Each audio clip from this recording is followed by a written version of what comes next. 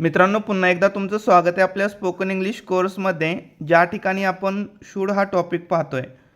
म्हणजे आपण दिवसभरामध्ये जे वाक्य बोलतो त्याच्यामधील असे वाक्य की ज्याच्या शेवटी करायला पाहिजे किंवा करायला हवं, करायला पाहिजे किंवा काय करायला हवं अशा प्रकारचा उच्चार येतो. त्या वाक्यांना इंग्लिशमध्ये कसं ट्रान्सलेट करायचं हे आपण पाहिले. ठीक आहे, आतापर्यंत आपण याच्यावरती 3 व्हिडिओज बनवले. प्रत्येक व्हिडिओमध्ये 2-2 प्रकारचे वाक्य कसे ट्रान्सलेट करायचे हे व्यवस्थितरित्या समजून घेतलंय. ठीक आहे, तर बघा आता आपण एकच वाक्य 6 प्रकारे शूड या टॉपिकमधलं कशा प्रकारे ट्रान्सलेट करायचं हे समजून घेऊया, जेणेकरून आपला चांगल्या प्रकारे सराव होऊन जाईल. ठीक आहे मित्रांनो, चॅनलवरती नवीन असाल तर चॅनलला सबस्क्राईब करून ठेवा. व्हिडिओ आवडल्यास लाईक करा आणि मित्रांमध्ये शेअरसुद्धा करा. बघा, या चॅनलवरती आपण स्पोकन इंग्लिश असेल, शब्दसाठा वाढावा याच्यासाठी व्हिडिओज असतील किंवा स्पर्धा परीक्षांसाठी जे महत्त्वाचे विषय आहेत याच्यावरती आपण व्हिडिओज बनवणार आहोत. त्याच्यामुळे मित्रांनो चॅनलला सबस्क्राईब करून ठेवा. बघा, शूड शूड म्हणजे एखाद्याला सल्ला देण्यासाठी आपण याचा वापर करत असतो. तसंच दिवसभरामध्ये आपण जे वाक्य बोलतो, जे वाक्य ऐकतो त्याच्यामधले असे वाक्य की ज्याच्या शेवटी करायला पाहिजे किंवा करायला हवं अशा प्रकारचा उच्चार तुम्हाला पाहायला भेटतो. त्या वाक्यांना कसं ट्रान्सलेट करायचं हे पाहूया. बघा, याच्यामधलं वाक्याचा जो पहिला प्रकार होता होकारार्थी वाक्य. काय होकारार्थी वाक्य, ज्याला इंग्लिशमध्ये अफर्मेटिव्ह सेंटेन्स असं म्हणतो. हे वाक्य कसे ट्रान्सलेट करायचे पाहिले आपण. काय करणार, सुरुवातीला सब्जेक्ट लिहिणार, त्याच्यानंतर शूड लिहिणार, त्याच्यानंतर क्रियापदाचं पहिलं रूप ऑब्जेक्ट आणि रिमाइनिंग सेंटेन्स अशा प्रकारे हे वाक्य ट्रान्सलेट करणार. वाक्य बघा, वाक्य होतं तू तिला मदत करायला हवी. तू तिला मदत करायला हवी, मदत करायला हवी अशा प्रकारचं वाक्य आहे. बघा, तू तिला मदत करायला हवी. कसलं वाक्य आहे, करायला हवी असा उच्चार आपल्याला याच्यामध्ये पाहायला भेटतोय.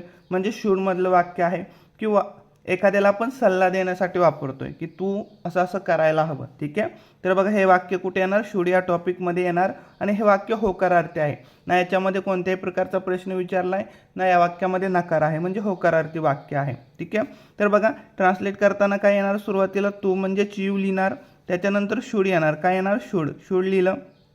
ठीक आहे, आता हे झालं आणि तर करायला पाहिजे, ला पाहिजे आहे ना, याचा अर्थ या ठिकाणी निघून जातो. बघा, त्याच्यानंतर मदत करणे. मदत करणे आपल्याला काय क्रियापद लिहायचं, या ठिकाणी आपल्याला मदत करणे हे क्रियापद सापडतं. मग आपण त्याच्यासाठी काय लिहितो, हेल्प लिहितो. आणि तिला एक ऑब्जेक्टिव्ह प्रोनाउन आहे आणि त्याच्यासाठी आपण हर असं लिहितो, यू शूड हेल्प हर. ठीक आहे, अशा प्रकारे. आता ह्याच वाक्याला तुम्ही प्रश्नार्थी बनवता. कसलं प्रश्नार्थी, साधं प्रश्नार्थी की ज्याचं उत्तर तुम्हाला हो किंवा नाही अशा शब्दात द्यायचं असतं. प्रश्नार्थी वाक्य इंग्लिशमध्ये काय म्हणतो, इंट्रोगेटिव्ह सेंटेन्स असं म्हणतो बघा याला. ठीक आहे, प्रश्नार्थी वाक्य इंट्रोगेटिव्ह सेंटेन्स, इंटरोगेटिव्ह सेंटेन्स आणि सेंटेन्स हे पण लक्षात ठेवा. ठीक आहे, सेंटेन्स अफर्मेटिव्ह, सुरुवातीचं अफर्मेटिव्ह हे इंट्रोगेटिव्ह म्हणजे प्रश्नार्थी वाक्य. याच वाक्याला शेवटी का लावणार आपण, वाक्य बघा, तू तिला मदत करायला हवी का, करायला हवी का आणि प्रश्नचिन्ह. अशा वेळेस काय असतं, सुरुवातीला आपल्याला हेल्पिंग वर्ब लिहायचं असतं. ठीक आहे, या ठिकाणी आपण शूड मॉडेल वर्ब वापरतोय. ठीक आहे, त्याच्यानंतर सब्जेक्ट लिहायचं असतं, त्याच्यानंतर क्रियापदाचं पहिलं रूप ऑब्जेक्ट आणि रिमाइनिंग सेंटेन्स. म्हणजेच मित्रांनो काय की जे होकारार्थी वाक्याचा जो फॉर्म्युला आहे त्याच्यामध्ये जो हा शूड आहे तो फक्त सुरुवातीला लिहायचा आहे. कारण इंग्लिशमध्ये काय मराठीमध्ये काय केलं, शेवटी का लावून प्रश्न विचारलाय. मराठी वाक्यरचना आणि इंग्लिश वाक्यरचना हे उलटी आहे असं जरी लक्षात ठेवलं ट्रान्सलेट करताना तरी तुम्हाला खूप मदत होईल. बघा, तू तिला मदत करायला हवी का असं आहे, तर शूड सुरुवातीला येणार. आपण शूड लिहून घेऊया. शूड लिहिलं, त्याच्यानंतर सब्जेक्ट काय, तू म्हणजेच यू, त्याच्यानंतर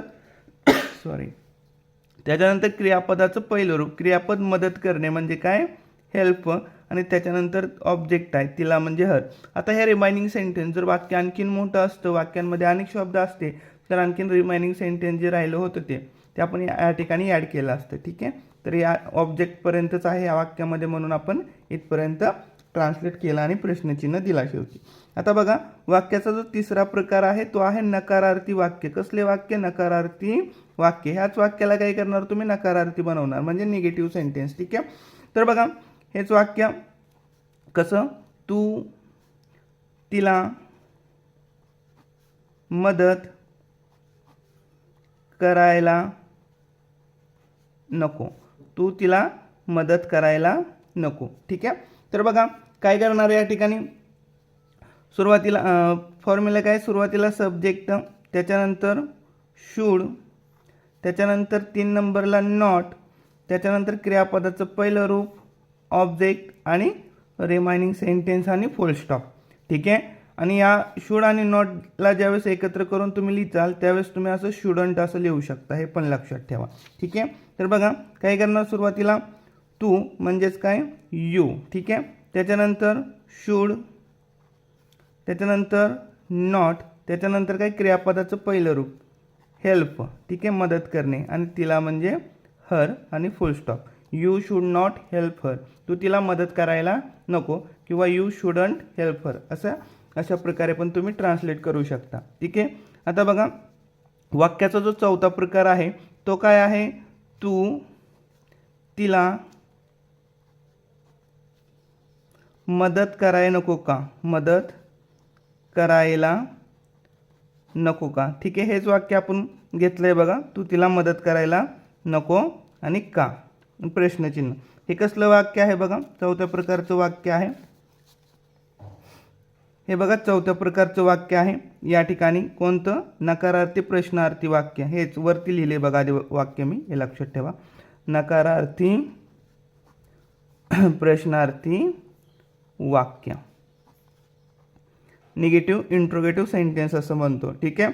हे वाक्य ट्रान्सलेट करताना काय करणार तुम्ही? सुरुवातीला शूडचा वापर करणार, त्याच्यानंतर सब्जेक्ट, त्याच्यानंतर नॉट, त्याच्यानंतर क्रियापदाचं पहिलं रूप, ऑब्जेक्ट आणि रिमाइनिंग सेंटेन्स आणि प्रश्नचिन्ह. जे असेल ते लिहायचं, नाही तर त्याला सोडून द्यायचं. फॉर्म्युला लक्षात ठेवायचं, फक्त असं असते. ठीक आहे. तर बघा, ज्यावेळेस शूड आणि नॉटला तुम्ही एकत्र लिहिचाल त्यावेळेस या ठिकाणी शूडंट लिहिचाल, त्याच्यानंतर सब्जेक्ट, क्रियापदाचं पहिलं रूप, ऑब्जेक्ट आणि रिमाइनिंग सेंटेन्स. ठीक आहे, हे लक्षात ठेवा. आता वाक्य हे जे लिहिलं होतं आपण, तू तिला मदत करायला नको का? ठीक आहे. काय करणार? सुरुवातीला शूड लिहिणार, शूड किंवा शूडंट लिहा डायरेक्ट. ठीक आहे. नॉट याला एकत्र करून शूडंट. त्याच्यानंतर सब्जेक्ट काय? तू म्हणजेच यू, शूडंट यू. त्याच्यानंतर क्रियापद, क्रियापद काय? मदत करणे, त्याचं पहिलं रूप हेल्प, आणि तिला ऑब्जेक्ट म्हणून. ठीक आहे. आणि प्रश्नचिन्ह, शूडंट यू हेल्प हर, अशा प्रकारे. हे लक्षात ठेवा. ठीक आहे. काय झालं यात? कोणत्या प्रकारचे वाक्य बघितले आपण? नकारार्थी प्रश्नार्थी वाक्य. बघा, 4 पाहिलेत आपण. एक होकारार्थी वाक्य. बघा, होकारार्थी वाक्य, याला इंग्लिशमध्ये अफर्मेटिव्ह सेंटेन्स म्हणतो. काय म्हणतो? Affirmative sentence. हे लक्षात ठेवा, सेंटेन्स. दुसरं आहे प्रश्नार्थी वाक्य. प्रश्नार्थी वाक्य हे जे अफर्मेटिव्ह सेंटेन्स आहे याच्या शेवटी काय केलं जातं? का लावला जातो. याला म्हटलं जातं इंटरोगेटिव्ह सेंटेन्स.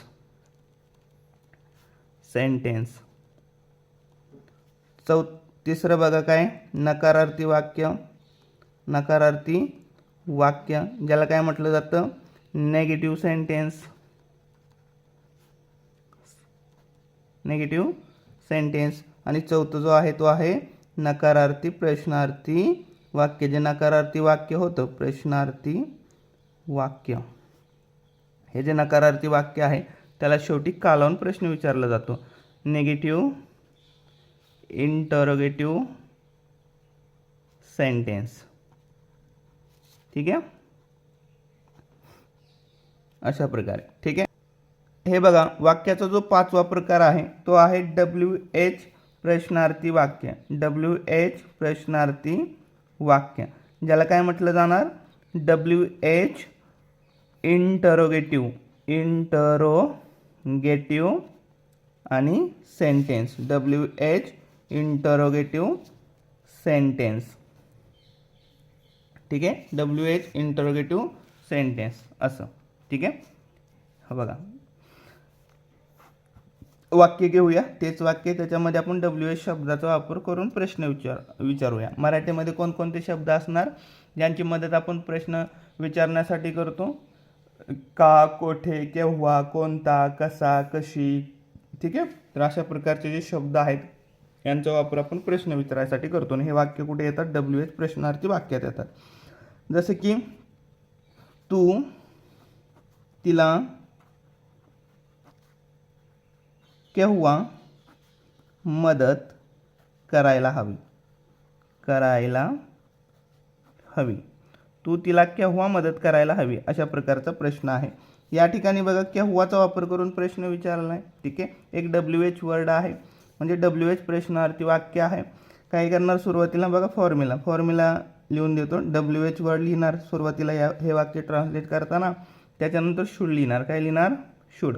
त्याच्यानंतर सब्जेक्ट, त्याच्यानंतर क्रियापदाचं पहिलं रूप, ऑब्जेक्ट आणि रिमाइनिंग सेंटेन्स. ठीक आहे, या प्रकारचे वाक्य ट्रान्सलेट करताना हा फॉर्म्युला आहे, हे लक्षात ठेवा. आता या ठिकाणी याच वाक्यात काय, केव्हा म्हणजे फेन, त्याच्यानंतर शुड लिहिलं. त्याच्यानंतर बघा सब्जेक्ट काय, तू म्हणजे यू, फेन शुड यू. त्याच्यानंतर काय, क्रियापद, मदत करणे म्हणजे हेल्प, आणि तिला म्हणजे काय, हर, आणि प्रश्नचिन्ह. फेन शुड यू हेल्प हर, तू तिला केव्हा मदत करायला हवी, अशा प्रकारचं वाक्य आहे. ठीक आहे, आता बघा वाक्याचा जो 6वा प्रकार आहे तो काय आहे? WH नकारार्थी प्रश्नार्थी वाक्य. नकारार्थी प्रश्नार्थी वाक्य. WH नकारार्थी म्हणजे निगेटिव्ह, प्रश्नार्थी इंट्रोगेटिव्ह, आणि वाक्य म्हणजे sentence. WH negative interrogative sentence, अशा प्रकारे लक्षात ठेवा. आता हे वाक्य ट्रान्सलेट करताना सुरुवातीला मी या ठिकाणी फॉर्म्युला लिहून देतो. काय, WH वर्ड, त्याच्यानंतर हेल्पिंग वर्ब, या ठिकाणी आपण शुडचा वापर करतोय. ठीक आहे, मॉडेल वर्ब म्हणून. ठीक आहे, WH वर्ड, किंवा तुम्ही या ठिकाणी शुडन पण असं लिहू शकता. ठीक आहे, नॉटला एकत्र करून, हे पण लक्षात ठेवा. नाहीतर वेगळं जर लिहायचं असेल तुम्हाला या ठिकाणी सब्जेक्ट नंतर इथे लिहायचं असतं बघा. WH वर्ड, शुड, सब्जेक्ट नंतर नॉट, त्याच्यानंतर क्रियापदाचं पहिलं रूप, ऑब्जेक्ट आणि रिमाइनिंग सेंटेन्स आणि प्रश्नचिन्ह, अशा प्रकारे. ठीक आहे, आता बघा वाक्य काय आहे, वरच्याच वाक्याला घेऊया 6व्या प्रकारात बनवून. ठीक आहे, तू तिला का मदत करायला नको, का मदत करायला नको, तू तिला का मदत करायला नको, आणि प्रश्नचिन्ह. ठीक आहे, काय करणार, कान प्रश्न विचारलाय, व्हाय लिहिणार सुरुवातीला, व्हाय. त्याच्यानंतर काय येणार, शुड, व्हाय शुड. त्याच्यानंतर सब्जेक्ट काय, तू म्हणजे यू. त्याच्यानंतर नॉट, त्याच्यानंतर क्रियापदाचं पहिलं रूप, हेल्प, आणि त्याच्यानंतर ऑब्जेक्ट, हर. ठीक आहे, प्रश्नचिन्ह. Why should you not help her, किंवा तुम्ही असं म्हणू शकता, why shouldn't you help her. ठीक आहे, why should you not help her किंवा why shouldn't you help her, दोन्ही प्रकारे लक्षात ठेवा. मित्रांनो बघा, तुमचा चांगल्या प्रकारे सराव व्हावा म्हणून या ठिकाणी काही मी वाक्य देतोय, ज्याला तुम्ही कमेंट बॉक्समध्ये ट्रान्सलेट करायचे, किंवा तुम्ही त्याला तुमच्या वहीमध्ये पण लिहू शकता. आधी काय करायचे तुम्हाला, हे जे मराठी वाक्य आहे ते मराठीमध्ये अशा प्रकारे बनवून घ्यायचे. याच्यापासून प्रश्न विचारायचा, याच्यापासून नकारार्थी वाक्य बनवायचे, याच्यापासून नकारार्थी प्रश्नार्थी वाक्य बनवायचे, याच्यापासून WH प्रश्नार्थी वाक्य बनवायचे, WH नकारार्थी प्रश्नार्थी वाक्य बनवायचे, आणि नंतर तुम्हाला ते ट्रान्सलेट करायचे. ठीक आहे, बघा तुम्ही कमेंट बॉक्समध्ये करू शकता, किंवा तुम्ही तुमच्या नोटबुकमध्ये करा, जेणेकरून तुम्हाला ते चांगल्या प्रकारे समजलं आहे का नाही हे मला सांगता येईल, जर कमेंट बॉक्समध्ये केलं तर. आणि जर काय अडचण असेल तर कमेंट बॉक्समध्ये नक्की विचारा. वाक्य आहे बघा, आम्ही शहरामध्ये जायला हवं. आम्ही शहरामध्ये जायला हवं. हे पहिलं वाक्य आहे, तुम्ही ट्रान्सलेट करायचं. ठीक आहे, दुसरं वाक्य आहे, तिने इंग्रजी शिकायला हवी, शिकायला हवी.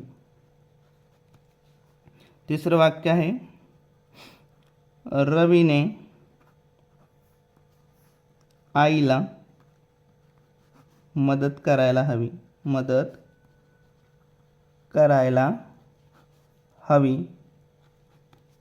चौथं वाक्य आहे त्याने सकाळी लवकर उठायला हवं, लवकर उठायला हवं. आणि पाचवं वाक्य आहे मी वेळेवर तेथे पोहोचायला हवं, पोहोचायला हवं. ठीक आहे, अशा प्रकारची वाक्य आहेत. यांना तुम्हाला काय करायचं आहे, कमेंट बॉक्समध्ये ट्रान्सलेट करायचं आहे. ठीक आहे, व्हिडिओ आवडल्यास लाईक करा, मित्रांमध्ये शेअर करा. काय अडचण असेल तर कमेंट बॉक्समध्ये विचारा. Thanks for watching.